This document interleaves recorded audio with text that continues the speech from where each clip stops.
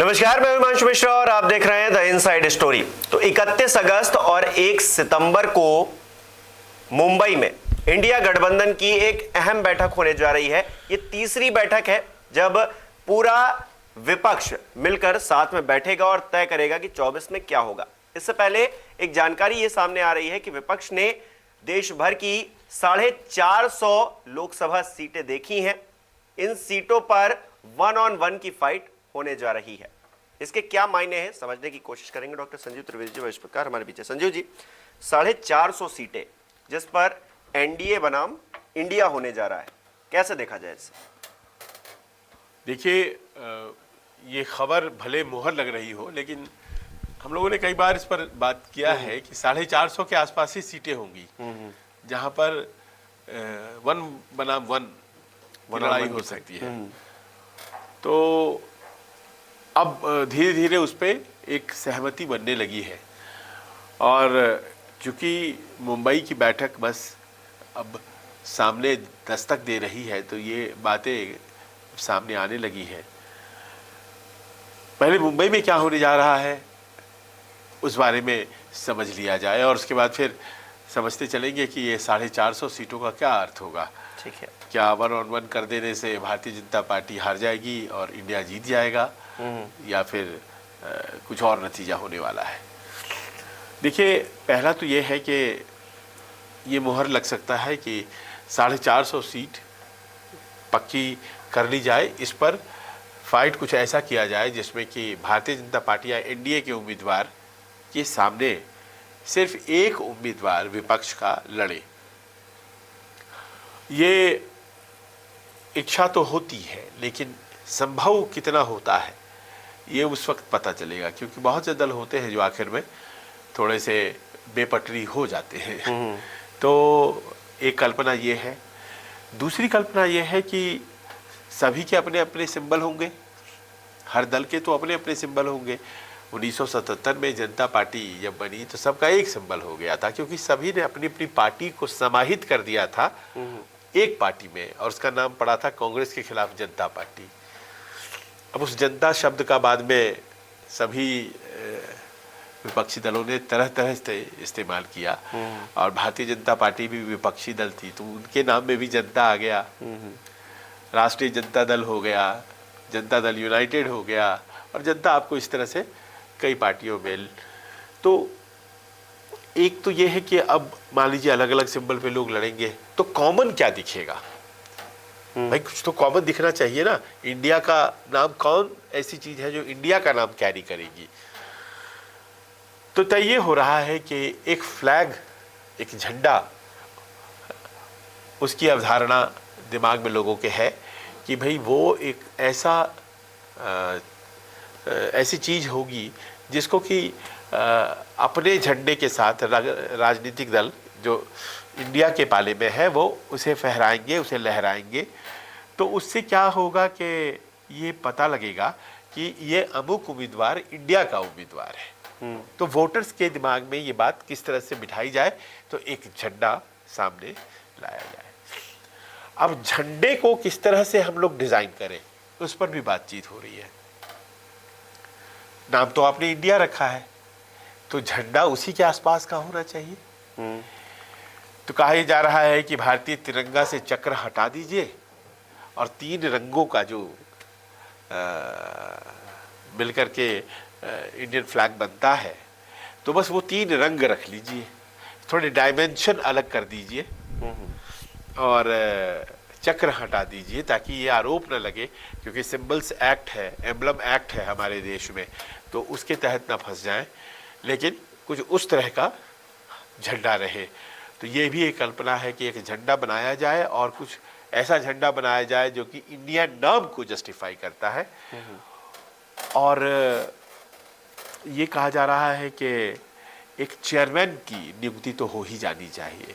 वो थोड़े से ऐसे नेता होंगे जो बहुत पॉपुलर नहीं है, बहुत पुराने हैं या वयोवृद्ध है, लेकिन और जानकारी उनके पास है, लेकिन ये नहीं है कि भाई वो प्रधानमंत्री की रेस में आ जाएंगे या ऐसा कुछ नहीं, क्योंकि वो चेहरा नहीं अभी तय किया जा रहा है। चेयरमैन, क्योंकि चेयरमैन की ऑफिस होगी, उस ऑफिस में लोग अब काम शुरू करेंगे। दिल्ली में प्रस्तावित है कि वो बैठेगी दफ्तर, तो ये तय हो सकता है। तो ये सब चीज़ें होने जा रही हैं। एजेंडा पर आपने शुरुआत में ही खुलासा कर दिया है 450 सीटें, पर ये 450 सीटें जो है हिमांशु, आपको जानकर आश्चर्य होगा कि अपने चुनाव लड़ने के इतिहास में भारतीय जनता पार्टी पिछली दफा सबसे कम सीटों पर लड़ी और सबसे ज्यादा सीट लेकर आई। सबसे कम सीट लड़ करके सबसे ज्यादा सीट लेकर के आई।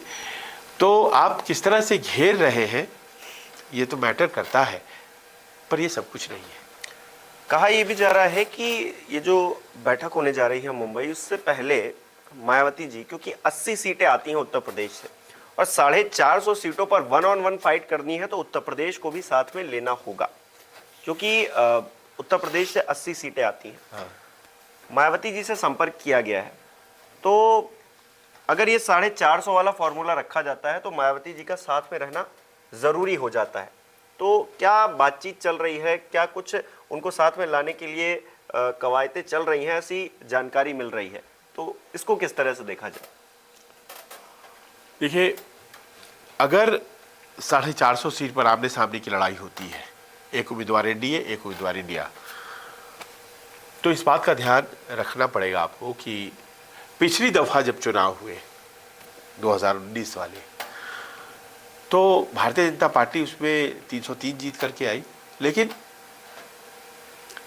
224 सीटें ऐसी थी, 224 आउट ऑफ 303 ऐसी सीटें थी जिस पर भारतीय जनता पार्टी के वोट 50% से ज्यादा थे। 224 सीटें ऐसी थी जिस पर 50% से ज्यादा वोट थे। तो अगर 50% से ज्यादा वोट किसी के पास है तो आप कितना भी बड़ा गठबंधन बना लीजिए, बचे हुए मान लीजिए 51% वोट है, तो 49% जो उधर के वोट हैं उसमें आप कितना भी बड़ा गठबंधन बना ले, 10 दलों का बना ले, 26 दलों का बना ले, 40 दलों का बना ले, मैटर नहीं करता है ना, क्योंकि एक दल इधर 51% अगर ले चुका है तो फिर उधर तो 49 ही रहेंगे, चाहे कितने भी दल आ जाए। तो ये एक बहुत बड़ी बात है कि 224 सीटें पिछली दफा आई थी जिसमें कि 50% प्लस था। और आई मस्ट टेल यू कि ये जो था ये 2014 में भी 50% से ज्यादा वाली सीटें थी, लेकिन उनकी संख्या मात्र 134 थी। मात्र 134 सीटें थी जिस पर 50% से ज्यादा वोट आए थे।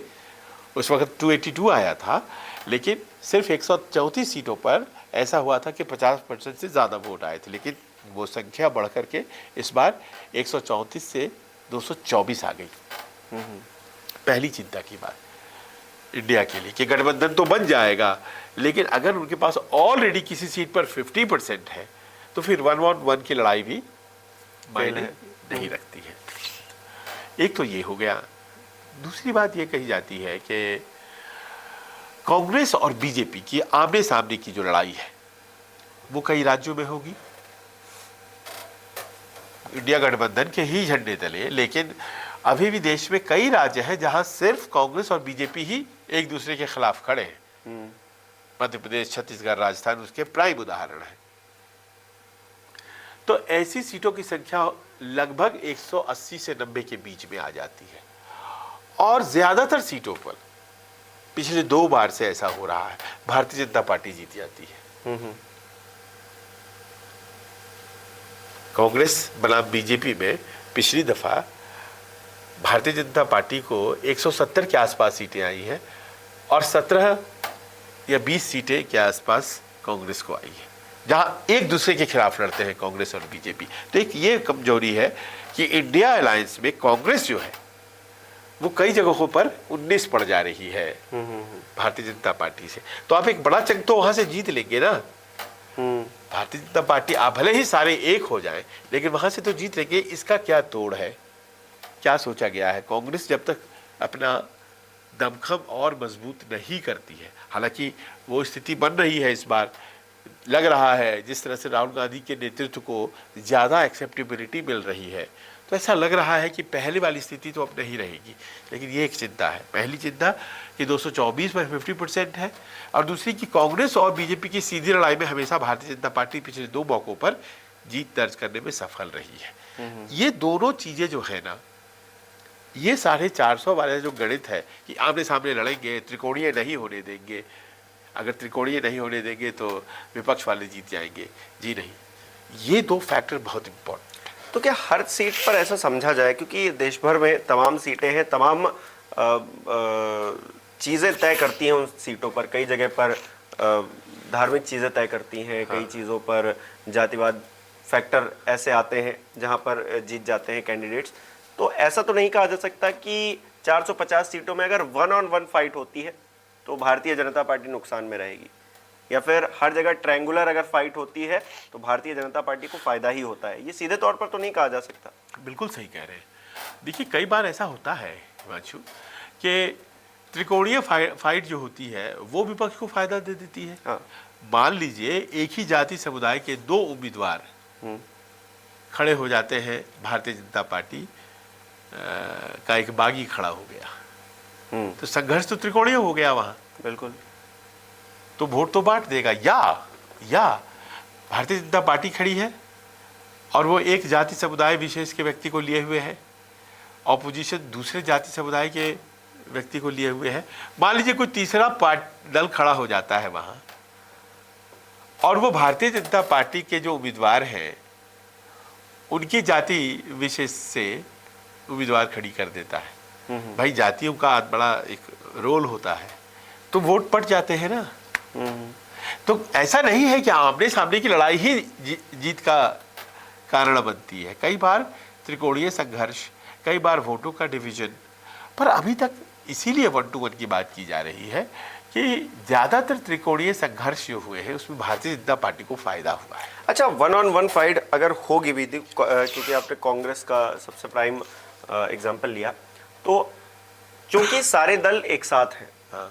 तो वैसे फाइट में सिर्फ कांग्रेस जाती थी लड़ने के लिए, और 2014 की हार के बाद कांग्रेस जिस तरह से नीचे गई है और प्रधानमंत्री नरेंद्र मोदी के नेतृत्व में बीजेपी जैसे ऊपर गई है, वो 2019 पीक नजर आता है।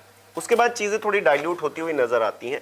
तो अब जब सबकी शक्ति मिलेगी तो कांग्रेस अपने आप को और मजबूत करेगी। तो ये जो 1-on-1 फाइट होगी भी, तो ये सिर्फ बीजेपी बनाम कांग्रेस नहीं होगी, ये बीजेपी जो एनडीए गठबंधन बन रहा है उसके बनाम इंडिया होगी। तो यहां पर फायदे में शायद इंडिया गठबंधन रहे जब 1-on-1 फाइट हो। हाँ, अगर मान लीजिए 1-to-1 फाइट हो रही है तो जिस दल की बात हम कर रहे हैं एक राज्य में, वो दल दूसरे राज्य में प्रभावशाली है क्या? और अगर है तभी तो फायदा है गठबंधन। नहीं, जैसे आम आदमी पार्टी इन 3 राज्यों जिनमें प्राइम अभी इलेक्शन होने वाले हैं विधानसभा के, वहां पर अपनी मौजूदगी दर्ज कराने की कोशिश कर रही है, वहां पर लोगों को लुभाने की कोशिश कर रही है। तो क्या जब लोकसभा के चुनाव में आम आदमी पार्टी और कांग्रेस एक साथ आएंगी, अगर आती हैं तो फिर फायदा हो जाएगा। और अगर नहीं रहती हैं तो फिर आम आदमी पार्टी के रहने से ट्रायंगुलर फाइट हो जानी है और नुकसान हो जाएगा, नुकसान हो जाना है। अब देखिए, इसी उदाहरण को पकड़ लेते हैं कि आम आदमी पार्टी ने साबित किया है उनके पास दिल्ली में वोट है, उनके पास पंजाब में वोट है, उनके पास गुजरात में वोट है।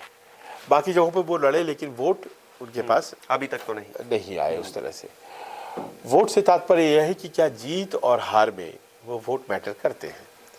तो अगर मान लीजिए कि पंजाब में अगर वो कांग्रेस और आम आदमी पार्टी साथ आते हैं तो वो आंकड़ा निश्चित ही अकाली दल भारतीय जनता पार्टी का भी गठबंधन नहीं हुआ है, अगर हो भी जाता है तो भी वो पार करता है।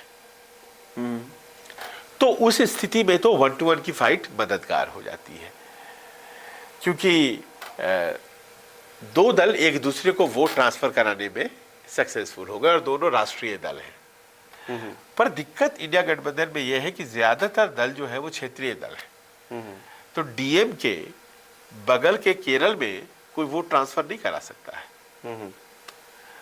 आरजेडी बगल के उत्तर प्रदेश में कोई वोट ट्रांसफर नहीं करा सकता है। लेकिन कुछ नेता ऐसे हैं जो इंडिया गठबंधन में ही, जैसे राहुल गांधी तो एक है ही, नीतीश कुमार जी हैं, ममता बनर्जी हैं, अखिलेश यादव भी तमाम राज्यों में अगर जाते हैं तो उनके लिए भीड़ जुटती है। तो ऐसे कई नेता हैं। हाँ, वो अगर जाएंगे तो स्ट्रेंथ, उसका मतलब वो है कि कैंपेनर है। हाँ। हम लोग बात कर रहे हैं कि वोट है क्या, लालू जी के वोट उत्तर प्रदेश में है क्या। इसीलिए तो एक एजेंडा बनाने की कोशिश, इसीलिए एक एजेंडा बनाने की, एक लाइन बनाने की कोशिश की जा रही है कि ये झंडा है हमारा। हम भले ही इलेक्शन लड़ रहे हैं, जिस भी पार्टी का उम्मीदवार है वो अपना चुनाव चिन्ह यूज कर रहा है, लेकिन हमारा एक ये सिंबल है और हमारा ये एजेंडा है, हम इस पर बात कर रहे हैं। इसीलिए चेहरा नहीं रखा जा रहा है। नहीं रखा जा रहा है। अब देखिए, सारे बड़े नेता हैं, बहुत प्रभावशाली हैं, पर राहुल गांधी उत्तर प्रदेश में भी बहुत वोट सपा को कहां दिला पाएंगे। जो स्थिति अभी कांग्रेस की वहां पे है, हाँ, नेता के तौर पर वो साथ आ जाते हैं तो एक माहौल बनता है। नहीं, मैं एक चीज देखता हूं मैं, कि जैसे लोकसभा चुनाव की बात करिए पिछले, समाजवादी पार्टी और बहुजन समाज पार्टी यानी कि मायावती जी और अखिलेश जी एक साथ लड़े, तो काफी हद तक पेनिट्रेट किया उन्होंने, काफी हद तक सीटें जो है भारतीय जनता पार्टी की कम हुई उस हिसाब से, उस माहौल में, जबकि योगी जी का एक अपना एक अलग जलवा है वहां पर और प्रधानमंत्री तो है ही। उसके बाद हम आते हैं विधानसभा के चुनाव में, तो जयंत और अखिलेश यादव अगर एक हो जाते हैं तो यहाँ पर भी बहुत डैमेज करते हैं। तो अगर साथ आते हैं तो डैमेज होता है, ये तो हम देख पा रहे हैं, लेकिन कितना डैमेज कर पाते हैं। आपने एक राज्य की बात की ना, देखिए ये जो चुनाव होने जा रहा है ये एक राज्य का चुनाव नहीं है। एक राज्य की पार्टी दूसरे राज्य में प्रभावशाली है कि नहीं ये तय होने जा रहा है। एक राज्य में तो चलिए ठीक है, हालांकि आपका उदाहरण, आपके उदाहरण में एक बात जोड़ते हुए, भारतीय जनता पार्टी के वोट बढ़ गए थे 2014 से 2019 में, सीटें घट गई और वोट बढ़ गया, मत बढ़ गया। और सीटें घटने और मत बढ़ने का अपना एक थियरी होता है, उस हिसाब से हुआ। सपा और बसपा एक ही राज्य के थे तो ट्रांसफर कराना भी लाजमी था, हालांकि सपा वाले कहते हैं कि हमें बसपा का वोट नहीं मिला था। लेकिन अब दिक्कत यहाँ आती है कि पश्चिम बंगाल के ममता बनर्जी की जो पार्टी है तृणमूल कांग्रेस, क्या वो बिहार में नीतीश जी को वोट दिला पाएगी? तो उसका जवाब ना में आ जाता है। तो यानी कि लड़ना सबको अपनी अपनी जगहों पर एक ही, अपने ही दम पे है, अपने ही दम पर है। बस वो जो माइनर होते हैं कि आप कहीं कहीं खड़ी कर देते हैं और वोटें काट ले जाते हैं, वो निर्णायक हो जाती है, उसमें मदद मिलेगा आम आदमी पार्टी का। इसमें इसीलिए होना गठबंधन में बहुत जरूरी है। हर चीज में आम आदमी पार्टी हमेशा ये कर रही है आजकल कि वैसे वैसे जगहों पे चली जा रही है जहां पर उसके जीत की संभावना कम है, और वहां पर वो एक निश्चित वोट काट ले रही है। कहते हैं कि गुजरात में बड़ा नुकसान इसका कांग्रेस को हुआ है। तो अगर वो इसमें रहती है और उसका रहना बहुत जरूरी है तो, और दूसरा है कंसोलिडेशन। बिहार में कंसोलिडेशन आरजेडी और कांग्रेस और जेडीयू का होता है तो निश्चित फायदा विपक्ष को होता है। कंसोलिडेशन उसी तरह का, जैसा आप कह रहे थे, सपा बसपा और जयंत चौधरी कांग्रेस का होता है यूपी में, तो होता है फायदा। तो इंडिया गठबंधन बनने का यही सबसे बड़ा लाभ होने जा रहा है। और हर जगह कॉमन फैक्टर तो कांग्रेस नजर आ रही है, और हम लोग इसी पे बात भी कर चुके हैं, कई बार बात कर चुके हैं कि कांग्रेस अगर अपने आप को मजबूत कर लेती है, या फिर कांग्रेस अपने आप में, राहुल गांधी क्योंकि सबसे बड़े नेता है, तो वो ये चमत्कार करके दिखा पाते हैं कि जहां पर 1-on-1 फाइट कांग्रेस और बीजेपी के बीच में, वहां सीटें ज़्यादा कांग्रेस के पास आती हैं, तो फिर संभावनाएं ज़्यादा बनती हैं इंडिया गठबंधन के लिए। और ये जो 450 सीटों का जो आंकड़ा रखा गया है, उसमें इंडिया गठबंधन शायद भारी पड़े तब जब कांग्रेस खुद मजबूत होती है, तो ये चीज़ें आगे बढ़ सकती हैं तभी। बिल्कुल सही कह रहे हैं। देखिए, अब उसको तोड़ लेते हैं, जो आपने बात कही, राज्यों में आ जाइए जहां पर कांग्रेस और भारतीय जनता पार्टी फाइट में है, जैसे गुजरात में है। गुजरात में 26 सीटें हैं, तो लगातार वो भारतीय जनता पार्टी को 2 बार से 26 सीटें चली गई हैं। एक भी सीट अगर उधर से कांग्रेस लेकर के आती है और कांग्रेस ही वहां पर जीत सकती है और कोई तीसरा दल नहीं है तो फायदा हुआ इंडिया को। राजस्थान 25 सीटें, हर बार चली जा रही है पिछले 2 बार से भारतीय जनता पार्टी को। कोई भी सीट अगर जीतती है कांग्रेस तो वो इंडिया का फायदा हो जाता है, इंडिया गठबंधन का फायदा हो जाता है। दिल्ली की सीट अरविंद केजरीवाल और कांग्रेस अगर मिल जाते हैं और सीट जीतते हैं तो हिमाचल में अकेली पार्टी कांग्रेस है जो कि भारतीय जनता पार्टी को टक्कर दे सकती है। अभी भारतीय जनता पार्टी वहाँ की 4 सीटों पर काबिज है। उत्तराखंड में 5 की 5 वाहिद पार्टी अकेली कांग्रेस है जो कि वहाँ टक्कर दे सकती है। तो ये आकलन आपका बिल्कुल दुरुस्त है कि बहुत सी जगहें ऐसी हैं, और जैसा कि मैंने बताया कि 250 के आसपास ऐसी सीटें हैं जहां भारतीय जनता पार्टी और कांग्रेस एक दूसरे से गुत्थम गुत्था है, और कांग्रेस को मजबूत होना बहुत ज़रूरी है इन सीटों पर भारतीय जनता को शिकस्त देना, क्योंकि मेजर चंक जो है वो तो यहीं से आ जा रहा है ना भारतीय जनता पार्टी को। हालांकि हम लोगों ने पिछली बार सर्वे को लेकर बात की थी अपने इस शो में, तो सीटें बढ़ती हुई नजर आ रही है, लेकिन इतनी बढ़ती हुई नजर नहीं आ रही है कांग्रेस की कि वो अपने आप में कुछ ज्यादा कर पाए। और 100 मान लीजिए 175 सीट भी अगर एक दूसरे से खिलाफ लड़ते हैं और अभी तक उसमें 150 से ज्यादा बीजेपी लेकर के जा रही है, तो पहले ये स्थिति सुधरना बहुत जरूरी है। कांग्रेस जीतेगी बीजेपी से तभी इंडिया जीतेगा एनडीए से। चलिए देखते हैं कि क्या होता है। फिलहाल के लिए जानकारी जो सामने आई है वो हमने साझा की। 450 सीटें ऐसी हैं जिन पर 1-on-1 फाइट हो सकती है, उसकी पहचान इंडिया गठबंधन की तरफ से कर ली गई है। हालांकि मुंबई की बैठक में और भी चीज़ें तय होंगी कि किस तरह से इन सीटों पर लड़ाई लड़ी जाएगी, कौन कहां पर अगुवाई करेगा, तो तमाम चीज़ें हैं जो सेट होने वाली हैं। लेकिन आप क्या सोच रहे हैं कि 1-on-1 फाइट हुई अगर 450 सीटों पर, तो किसको फायदा होने जा रहा है? कमेंट करके बताइए। बहुत बहुत शुक्रिया।